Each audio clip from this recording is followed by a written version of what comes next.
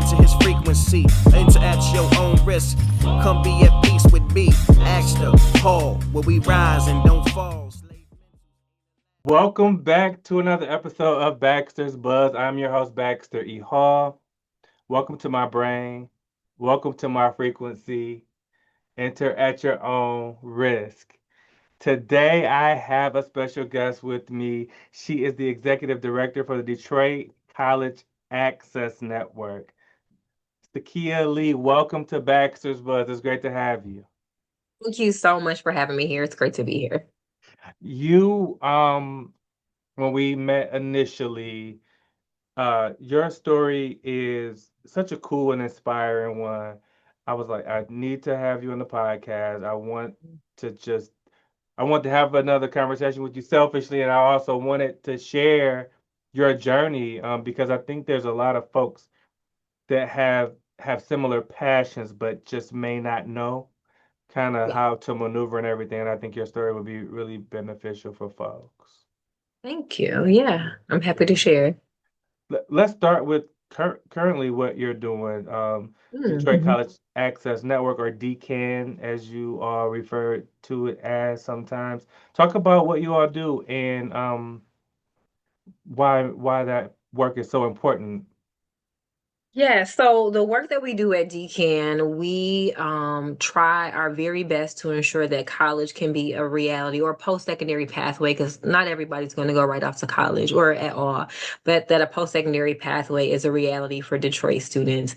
We do that with like a four-prong approach. So one, we directly support students within our work. If you can remember back to your senior year, which for me was 26 years ago, in high school, it's the time to apply for scholarships. It is the time to apply to colleges. It's the time to take those site visits. It's the time to see where your friends going, see if somebody can be your roommate, suite mate, all of those Right. things. So we help guide young people in that way. We have our own college match tool because some students may only know of maize and blue or green and white. They may not think about all of the other places they can go in state and out of state. So we have a college match tool that even middle schoolers can use after we directly support students, even through the summer with one-to-one transition support. We support their counselors. I was fortunate enough to have some really great counselors in high school, but in Michigan, the average student to counselor ratio is 600 to 1. So some people are only getting Mhm. like 5 minutes of college going culture conversations at their high school. And so we want to make sure that counselors have the most pertinent information regarding going off to college. We send them on visits. I don't know the last time you went back to your host institute or your alma mater, but like things have changed. New buildings are up or even whatever. Like, Yeah. so we support the counselors, we expose them, we do professional development. We also have an arm that's called the Detroit Alumni Success Collective, where we work with out of school time programs. The reason being, if you are at a Boys and Girls Club, a Detroit Horsepower, I can name 20 of them off. We want the staff there to be supported in college access and success initiatives. So we support the out of school time space. And then we are on the brink of opening our first college access and success hub on the west side off of Plymouth and Evergreen, where families, middle school through adult learners, because if someone is 40, 50, 60, and they're like, yo, I want to go back to school. I don't know where to start. I got this old balance, or I changed 5 schools in my journey, but never got a degree. We really want whole families to have a generational approach to being educated. So we'll have our first hub. We're already looking for our East Side hub because we know when you in Detroit, East and West is two totally different things. Then we'll be Right. looking South and West at year 3. But like that's under our umbrella of work. That's really like, how do we help students? But really, how do we educate the family? Yeah. Because we know that in order for our college access and graduation rates to improve in Detroit, it has to be a generational approach. And to close that out, the reason why this work is really important, our governor has a 60 by 30 goal for 60% of Michiganders to have a degree or credential by 2030. In Detroit right now, that's 19%. Mm. So we ain't at 30%, we ain't at 50%, we're at 19%. And so we have a lot of work to do as a community. And I'm privileged enough, I'm honored enough, I'm blessed enough to do this work every single day. Yeah. Yeah. I love that. four-pronged approach, and I have questions. The hub, I won't get into too much detail because I know that it's still sort of, Um, yeah, yeah. But I have questions about the um the college matching tool. Like uh-huh. talk about what that looks like for the middle schoolers and then the high schoolers, and how has it been successful? Yeah, so that's a great question because right now we specifically have a middle school challenge. So students can go in if they have a phone. We realize not everybody has a phone, but it's very phone friendly. And so students answer like 5 questions about themselves. If they are at a high school, we ask them that specific high school. If they're middle school, we just say middle school. It's like 100 middle schools in Detroit. From there we ask about GPA. We ask if they have taken any placement tests or pre-placement tests. And then after that, it just takes a few seconds and it computes out your match, reach, and safety schools. And so I'll give you an example. If I am saying that I go to Southeastern High School, that I have a 2.9 GPA, and I took the ACT and I got a 27, right? That gives some kind of college readiness measurements. It will then say you are matched to community colleges, but your best fit is Eastern Michigan University. And then students can go and look at like the cost to attend that school. But it may also say your best match is Hampton. Now, I know the GPA need to be a little higher. I'm just giving you an Yeah, example. yeah, But then we expose students to not only PWIs, predominantly white institutions, but for some students, this is the first time they're really hearing about HBCUs if they're not coming from that college going culture. So then they can look and be like, I never heard of that, or let me go ahead and research more. But it computes this list that they can then go back with their counselor. They can go over it with us. They can go over in their out of school time program to say like, I got at least 6 choices of where I can go off to college next. And we encourage students to then apply to those schools that they're best matched to. I love that. I love that. Yeah. Because yeah, like you said, some folks just may just know Michigan, Michigan State. Yeah. They may not realize the other, great local schools, inside the state, or even, hey, maybe community college is a good place to start for you Absolutely. if you still if this is the route for you for whatever reason, right? It may be financial, it may be you need to tighten up on some things before you get to an actual college or university. So I love that. The piece that I was really interested in when we talked initially was the resources outside of the school. So like the after Yeah. school programs. I worked at the Boys and Girls Club back in Kalamazoo. We'll get to Kalamazoo a little bit later, but Yeah. and then and then um, the counselors. I mean, I could have used some. My counselors could have used a little helping me when I Yeah, for was. sure. So I'm curious to Sure. learn to hear more about those two aspects. Yeah, so for both, it really centers on like professional development. Because a lot of times, if you think about the counselor during the day, they're dealing with the student who could have gotten into a fight, want to fight somebody, who's hungry, who is hopping house to house. Like they're true counselors. And so they deal with a plethora of stuff during the day. And so they don't always have the time to be like, okay, you want to compare this school to that school. So we make sure that they know about all of our tools, but that we give them professional development on like, here's how you counsel young black men. Like you might be using the wrong language. You might not be Mm, putting black men in front of them for them to see. Here's how you counsel students that are experiencing foster care. If you start with your mama, your daddy, that's not gonna work with with those particular mm, students. Here's how you counsel the student who's like, I'm not doing none of that. I just want to work, right? We put professionals in front of them both in Michigan, and sometimes we may pull somebody from New York, or we may pull somebody from LA, or we may have somebody like Zoom in if they can't physically come in, because we don't claim that we know every single thing, but we start with professional development. And the same thing in the out of school time space. Like, if you at Boys and Girls Club, after after school.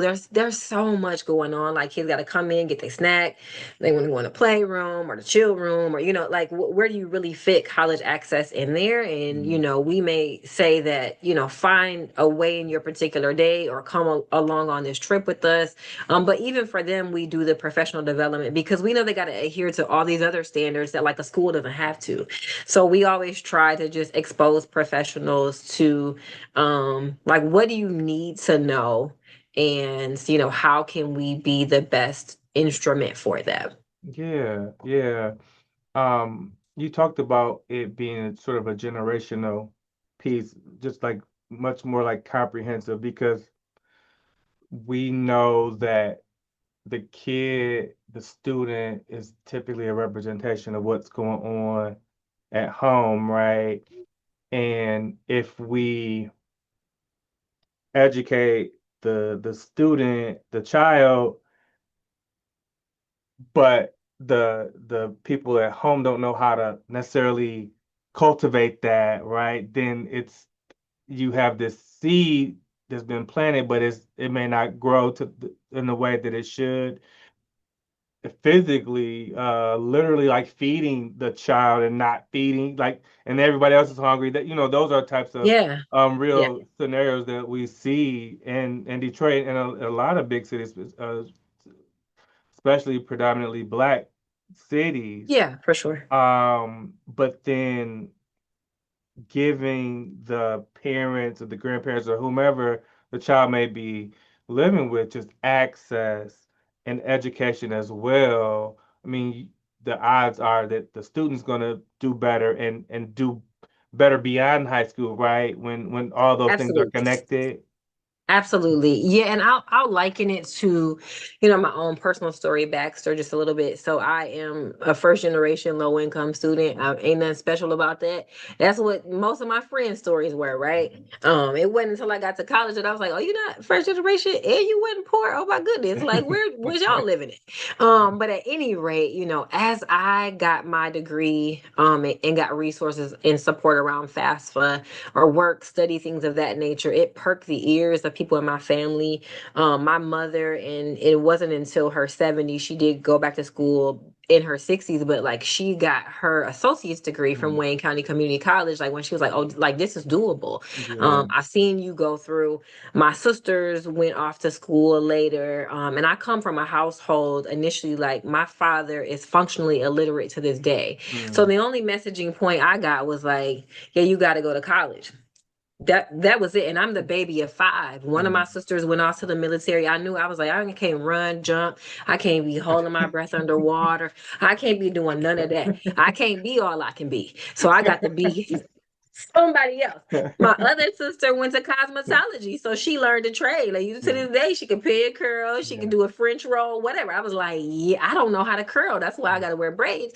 So I was like, I got to read. But the beautiful thing is, like, once I got educated, a lot of people in my family was like, oh, this is doable, even if we chunk it off, right?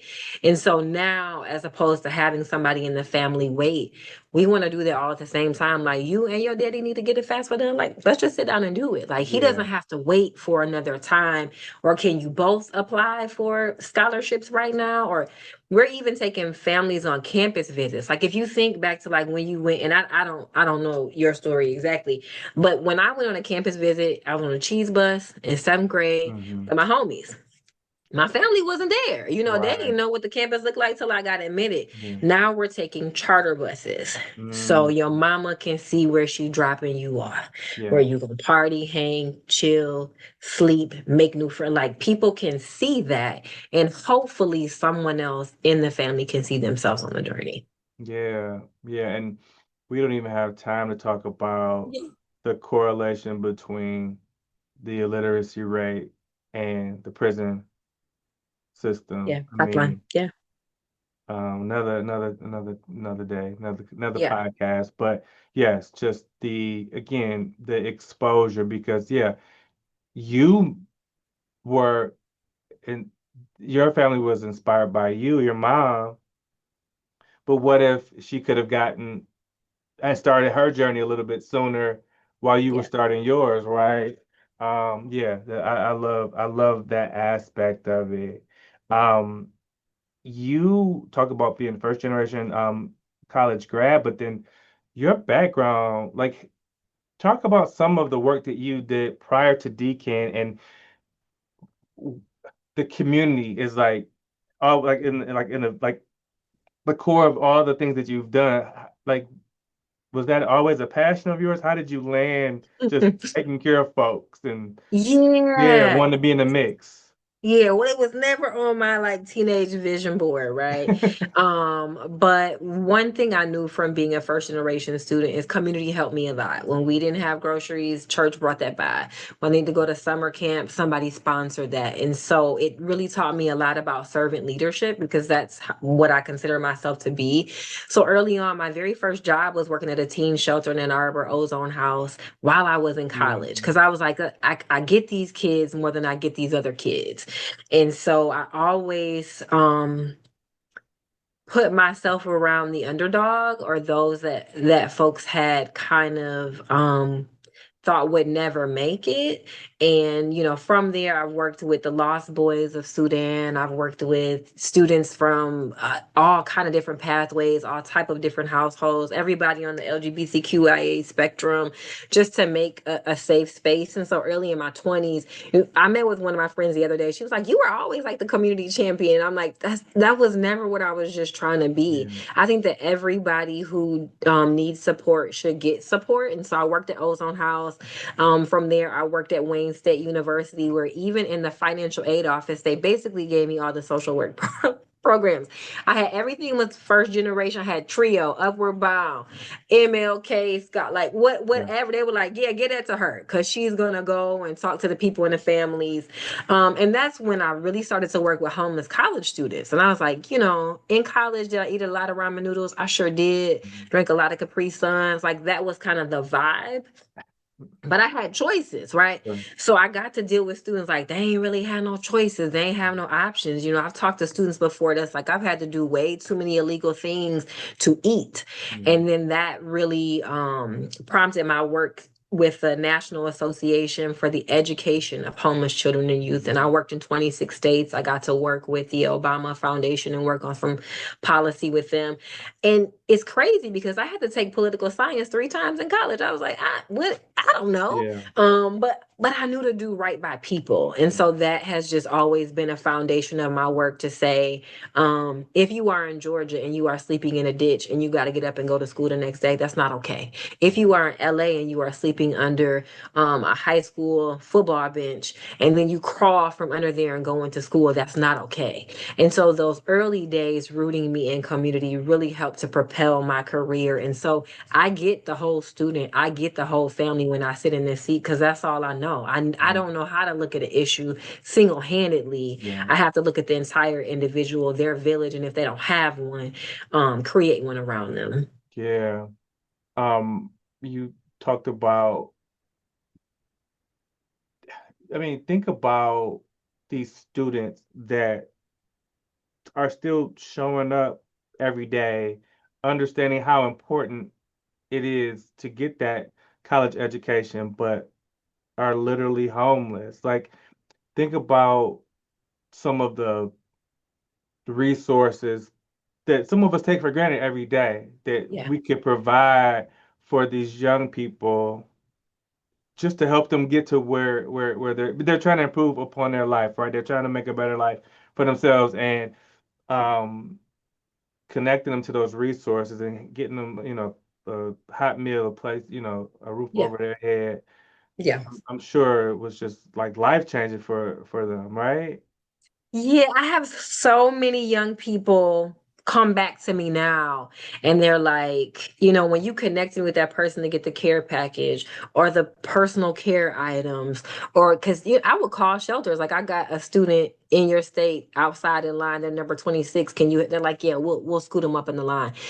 So many people have came back and said like how much a difference that's made. However, I've heard so many stories of students like they're savvy. They'll go to a 24-hour McDonald's, use the Wi-Fi to do homework, go in the bathroom, brush teeth. Like I've worked with so many valedictorians Yeah. that were homeless, and they were like, Wow. school was all I had. I've worked with so many students that they get in trouble for sleeping in school. That's the only safe space that they could lay their head down, where it's not bed bugs, where it was not violence, where it was not a sexual threat, things of that nature. But I know a lot of students that have made it, and now I look back, I'm like, they a doctor, or they're a lawyer, or politician, a rocket scientist. I'm like, oh my God. I just think it's so beautiful when people overcome the odds. That is amazing. I think so. Yeah, I mean, I grew up uh Detroit area. I went to Ferndale High. Everybody that I saw it was in my neighborhood where was black um kids, boys and girls, and then obviously my family, and there's just so much promise. We all grew up with somebody that was the smartest person that we knew, but somehow never finished high school. Yeah. The best athlete that we knew, but couldn't keep their grades up long enough to even play. These folks, I remember working with some of the kids at the Boys and Girls Club where they were so sharp, and they had some challenges that were prioritized because they were hungry, because they did not have a place to stay or Yeah. somewhere safe where and so they, you know, I saw them more than their parents saw them, hanging around at the Boys and Girls Club. Maybe would go to school, maybe wouldn't, but always wanted to be in spaces where they felt safe. And you just knew we didn't always have the time and the resources to help them the way we wanted to. But programs like DCAN and what you all are doing, again, it's meeting them everywhere that they're going to be, training the Yes. the staff to communicate with them better, and everywhere that they go can be a not necessarily a safe space, but a place where the conversation is going to be consistent. The message is going to Yes. be consistent. Yes. Yeah, Yes. yeah. Yes. Yeah, that's our goal. That's our goal. Um, and yeah, I'm starting to think about kids who just were so, um, there was something about them but they just couldn't put it together. You know what I mean? Yeah. And Yeah. it was like Yeah. heartbreaking. Yeah, and if you think about, I mean, they're kids. Like, where some people find the wherewithal, I still don't know. But I'm like, they shouldn't have to navigate those things on their own. And to be completely honest with you, I mean, this is a flip of the coin. I know some second generation college students that, like, for some things they just as lost. Like, Mhm. sometimes I think that because parents have went off and got their education, like they know what to do with the FAFSA, they know what to do with admissions application, and people be sitting there like, "Yeah, I'm lost." Yeah, It's changed. But those students are lucky that they have someone in home advocating, and that's where we try to have the balance. No matter what is going on in your life, no matter where you go in this city, no matter what you want to do, because we do workforce education exposure too. It's like, maybe you don't want to go off to college, but if you want to be in a wind turbine program, what do you need to? You need to know metric math. You need to not be afraid of heights. You need to work in all kind of weather. You got to wear whatever boots. Like, we're like, you got to figure out something yeah, as opposed to just sitting around and doing nothing. You got yeah. to figure out something. That's a good place to sort of, I guess, wrap. Um, Talk about the young people that college is it just isn't something that they're interested in. I mean, what types of things are you exposing these young people to that they would consider non-traditional, sort of? Yeah. Yeah, Yeah. But the thing is like, now we gotta also consider it as traditional. that's Like right. I would be like, that's not traditional. Then I'm like, we had 19% in Detroit, so that means more It's people are not not going traditional. to Yeah, for college. sure. You know That's what I'm not saying? traditional. Yeah, Yeah, absolutely. so we partner with folks like the carpenters and millwrights. It's like, do you want to work with your hands? They have a truck that will come out so as early as middle school, and pull out all the tools on site. Now they watch kids, but some people are just like, I don't want to read and do the math necessarily, although the math's the same. It's like, if you want to work with your hands, let's bring that to you so then you can figure out a career pathway. We've partnered with Carhartt before.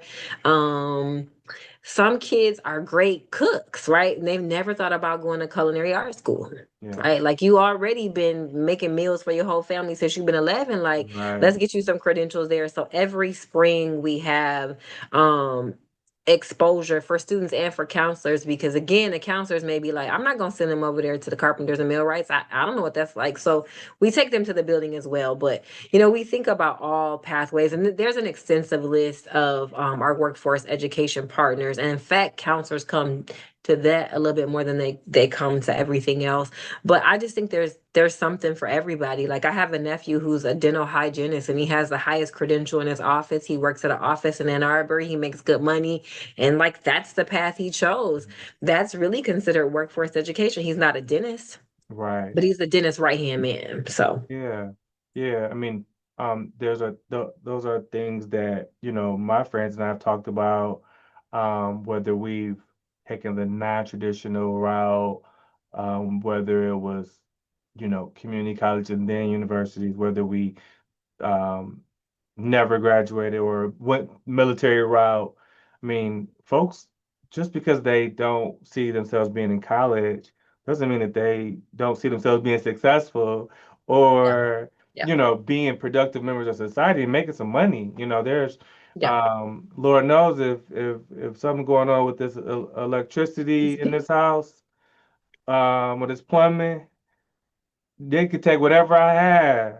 You got to pay. Look, and I will gladly pay or figure out how to pay, write some IOUs or something because I can't do it. These are Yeah. real skills, right? Hmm. And so, I you tell me, I would like to think that with the scarcity in some of these skilled trades, that it's not looked at as at some point it felt like people would look down on some of those True. roles, but I imagine that that's changing with the conversations in the schools and obviously what DCAN is doing, right? It is. And, there's a lot of places that are building CTE, career and technical education centers. Detroit has a great one. The government, which let me just say, the government is coming out with workforce Pell. So starting July 1, people would get Pell grants Yeah, to go to a university. Now they will get Pell grants for trade programs. Like, that's when have amazing. you ever heard of that That's happening? amazing. Yeah. So, and even when we talk to the carpenters and millwrights, they remind us, like, the math that they do is harder than most of the math that people learn, on college campuses anyway. It's like, I don't know how much you use your math skills from college. I don't use mine much at all, Yeah, So they're like, remember, like, we have to, ain't nobody build your house that they know how to do math. You know what that's I'm saying? right. Like, And it's, they but just it's did it. not. But the folks that love that don't think about it as math. This the Yeah. math that they want to learn, right? You get them in a classroom and start. It's not going to resonate with them. But to your point, the things that they're doing, you need a really good grasp of that in order to actually build a house. Yeah. I mean, yeah, there's Square there's a feet. lot. There's a lot that goes Yeah. into it, and when you match it with something that they're interested and passionate about, it's not just I'm not good at that. It's all of a sudden they figure out how to improve and how to use those skills. They have more of those skills than they realize that they do. Yeah, and I know we're about that time, and I could talk your head off, Baxter. But the one thing, I stopped asking young people, like, what college they want to go to, because a lot of times they may be making a choice for a lot of reasons. Their mama, what they saw on TV, their favorite athlete. I started asking them what kind of problem they want to solve. It's Mm, like if you want to beautify your community, you want to see new buildings, you want to go into architect, like let's talk about that. And then we can go from there. Some people are like, I want to make sure that the teachers in classrooms look like me. Like, oh, you want to go into education, let's talk about that. Some people are like, I really want to build urban garden. Do you need a business plan? Do you want to go to business schools? You can best understand that. So I am just like, what kind of problem do you want to solve? yeah, And I think if we approach young people with that, you'll get further in the conversation and help them decide the best route for them if they can see themselves as a problem solver in the world. yeah, yeah. We have to make it make sense for them, and it could be just reframing the question, right? Something that could be that simple. Well, kudos to you, the entire team, and what you all do, and just the different facets of life that you are providing resources for, and sort of building those bridges for those young people. I mean, these are programs that cities all over the country need, and I'm Yeah. I think it's, I love that the fact that we do have something like that in Detroit that's growing and building with an incredible executive director at the helm. Thank you so very much. Yeah, we urban missionaries. So, boom. Oh, I love that. I love that. Um, on behalf of Cyekeia, I am Baxter E. Hall. For folks that are listening to this or watching this, just know that you are all capable. You just need to embrace your own frequency. Um, Thanks again, everyone. Until next time, peace.